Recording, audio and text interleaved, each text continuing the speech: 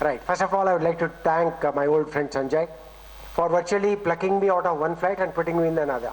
I was supposed to be going back to Chennai yesterday, but he said, no, you're coming to Hyderabad. So he changed the flight and got me here. So I'm very happy with this opportunity because we need to look at the future generation, as was also brought out by the previous speakers in the morning session. So my job has also been made simpler at one level, but it has also been made complicated at another level, because all these excellent presentations have already covered what I wanted to say. So which means that I am now free to talk only about the maritime dimensions. How important it is, why is it important, and what can we do about it is a specific focus that I will have while deliberating on the contours of maritime challenges that are there. Please go back to 1971 operations. What happened? We were able to impose a blockade, a term that was used by Colonel Prashant. What is a blockade? We did not allow any of the assets from East Pakistan, then East Pakistan, to come to West Pakistan and vice versa. We did not allow also any of the vital supplies to go into Karachi for sustaining the war effort. Today, as was correctly brought out, it's going to be increasingly difficult for you to impose the blockade. That is where this China-POK economic corridor comes into play. And Godar. Godar is a port which is on the Makaran coast. If you look at the map, it's a straight east-west coast that goes up to the Straits of Hormuz. Why is Straits of Hormuz important? It's one of the choke points, just like the Straits of Malacca, but on the northeastern Arabian Sea, northwestern Arabian Sea. So, the complete energy flow from the Strait of Hormuz goes to Karachi, goes via the Straits of Malacca all the way to China and East Asian economies. It's not just China. They're servicing India, they're servicing China, they're serving some other East Asian economies. Now, China obviously realized that, what we all normally refer to as the Malacca dilemma. What is the Malacca dilemma? If 80 to 85% of his sea traffic goes through the Malacca dilemma, SOMS, we also call it SOMS, Straits of Malacca and Singapore. Then, if India, because of its geographic advantage, is able to intercede this traffic, which is why I think one of the speakers in the morning also brought out the importance of India investing more in the maritime domain, because that's where you can apply pressure on China. So, to overcome this limitation of his energy security being crippled by any Indian Navy's action, he said, I must look at Godar. And there was an obliging partner, and as was correctly brought out in the morning, Godar was given to a Singapore company. It was intentionally to say that no, we have no much interest, it's just there, and it's a commercial thing to improve the lot of the local people, etc. They are very good at creating a narrative. You must understand this. No, they are excellent in creating this kind of narrative, and that is where Godar, started getting a lot of money, and today they are also in the same situation, if I may say, about what's happening in Hambantota. The same debt trap, the word that you have used often, checkbook diplomacy, which you have heard again, is another thing which is playing out even in Godar. But China couldn't care less. Even in Hambantota, they are not making any profit. Please go back and look at their websites, and it will tell you that there's hardly any traffic going to Hambantota. They're trying to improve it by ro-ros, and they are trying to improve it by connectivity, tourism from chartered flights from China, etc., but it's not paid back. But do you think Chinese are worried? They're not bothered about it. It's a strategic investment. They look at this 99-year lease as something for which they're paying rent. Actually, they're making profit, because every facility that's created has to have Chinese experts, has to have Chinese equipment, has to have something like 80 to 90% in the Chinese contract. So the local population just gets about 10% of benefit, that too through menial labor. So all the mess that is left behind in Hambantota port would be cleared out by the Sri Lankan population. And for 99 years, that is nearly 3 generations, the Sri Lankans will not even know that it will belong to them. So it's a serious issue. We've seen how this maritime connectivity through the string of pearls. This term was also used earlier. No, the last map which he showed with the south orientation, which looks at Godar, which looks at Myanmar, which looks at Bangladesh, which looks at Hambantota, tells you that there is a maritime landscape that's of great importance and relevance to China's ambitions. How did Djibouti come about? Please remember, there were anti-piracy operations from 2008 onwards. You know, the piracy came under control, but even today, they kept up the anti-piracy patrols consisting of 2 combat units. The total number of missions that they've done, mission deployments, go beyond 370 in the last quarter. Why are they there? At one time, they also sent a submarine. You know the speed of submarines, conventional submarines? And they were trying to catch pirates with this. It was not that. No, we in the Navy understood. It was more about understanding the maritime domain, the characteristics of North Indian Ocean, Western Indian Ocean, where the bathymetric data. What is bathymetric data? Temperature versus salinity, density. These factors are required for designing of your sonars and weapon systems. It is a crucial input that is required.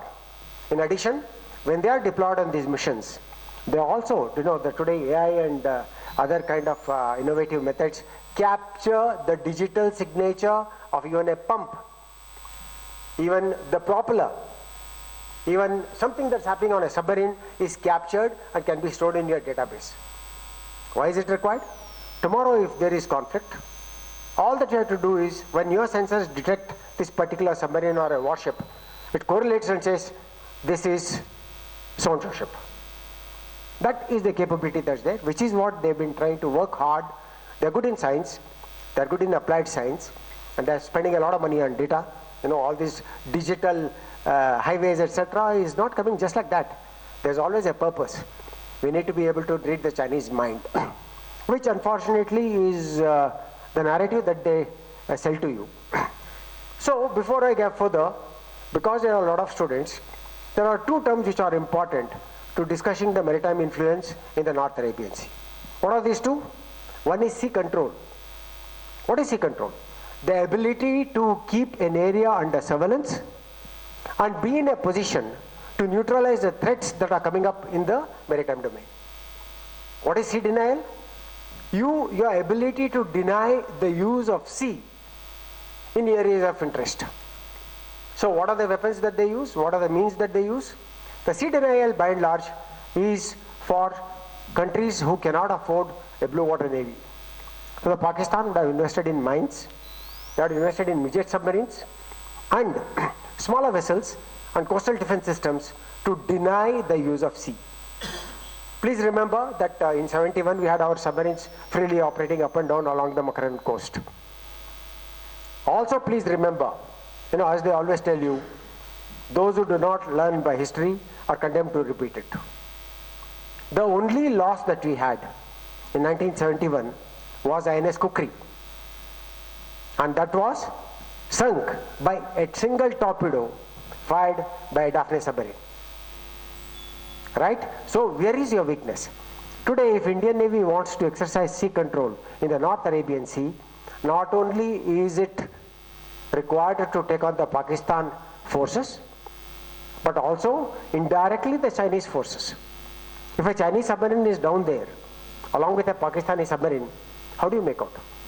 This is where you also have to have similar databases that tell you that this is a Pakistani submarine, this is a Chinese submarine. But if there is commonality of equipment, like these frigates which are coming there and the destroyers which are coming there, how do you differentiate? So these are the new challenges that will be there in the West Indian Ocean and the North Arabian Sea for Indian Navy, which is a regional superpower, to exercise sea control and also to exercise the options of sea denial. One is complementary to the other. So you must look at the emerging landscape in the West Indian Ocean region. He did show you the map of how they're already in Djibouti, but like I said, there are other constraints. You can't use it as a military base totally. Americans are sitting there, the Frenchies are sitting there, and the moment you make, let's say for example, Hambantota into a military port, he is within the range of all the missiles of all the 3 services. If the balloon goes up, you can neutralize Hambantota in no time. This is a fact. It's not that Chinese don't know those.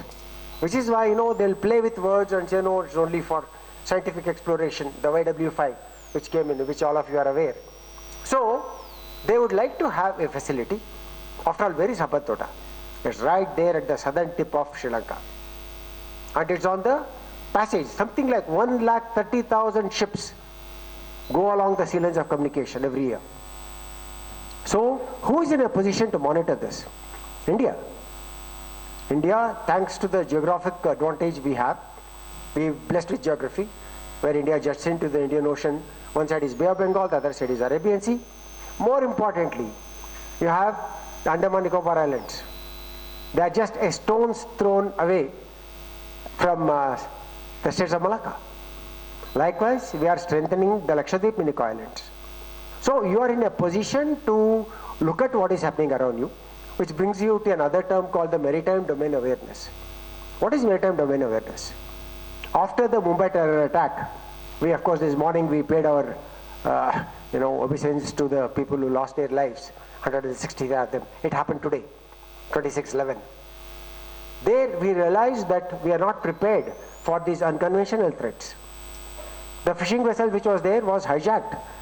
It was MV Kuber flying an Indian national flag, whereas the master, was told to take them to the Bombay shores. They were brought there and they created that mayhem. Thereafter, we went to the complete dimensions of shoring up coastal security. So the coastal security group was revamped. The Coast Guard was brought under the operational control of the Indian Navy. The additional situational awareness mechanisms, such as the long-range radars, integration of the CRS, the coastal radar stations, which are set up in our neighboring countries, which are friendly to us, Mauritius, Seychelles, Maldives. All these people have allowed us to set up this CRS, the coastal radar stations. Now, this has allowed you to monitor the entire surface situation, right, sitting in Delhi, Gurugram. You have what's called the IMAC, which is nothing but a center that looks at all this data, correlates the data, and there we also have foreign navy sitting there exchanging this data. How does this come handy? Knowing fully well that there is this kind of a nexus between China and Pakistan, it has serious connotations in the Indian Navy's traditional ability to control the seas in the North Arabian Sea, particularly in the North Arabian Sea. Please also remember, he also brought out this issue of drones. Russia even went to the extent of buying drones from Iran. Turkey has supplied drones to Ukraine. So the drone warfare is going to be something very serious. And they also have, today, if you look at the numbers, I'm not specifically going to all the numbers. There are 8 of these modern destroyers of the 54 Alpha. 4 of them built in China, 4 more to be built in 2 minutes. Okay. After that, there will be plenty of time for question and answer, so I can cover what I have not covered right now. So, 4 built in China, 4 built over here. Likewise, submarines. The submarine technology has been assimilated well by Pakistan, and they are in a position to use what's called the AIP, Air Independent Propulsion, which allows the submarines to remain longer underwater. So, let me see what else has been left out, if at all. There will be some more, but I'll cover it later, as and when there are some questions. What do we surmise from what all has been presented since morning, and my specific focus on the maritime challenges that we face? It's very clear. The situation is going to get even more complicated with the continued exercises between Pakistan and China. Just 4 months ago, they carried out the Sea Guardian exercise. Sea Guardian 1 was in the North Arabian Sea. So it's all about trying to understand the environment, number 1, have your contingency plans, number 2, and also redictate the standard operating procedures for your forces to work together. They're doing it very well. Colonel Prashant brought out these dimensions of how a Chinese pilot is sitting as a wingman, and they are trying to hone their skills on joint operations.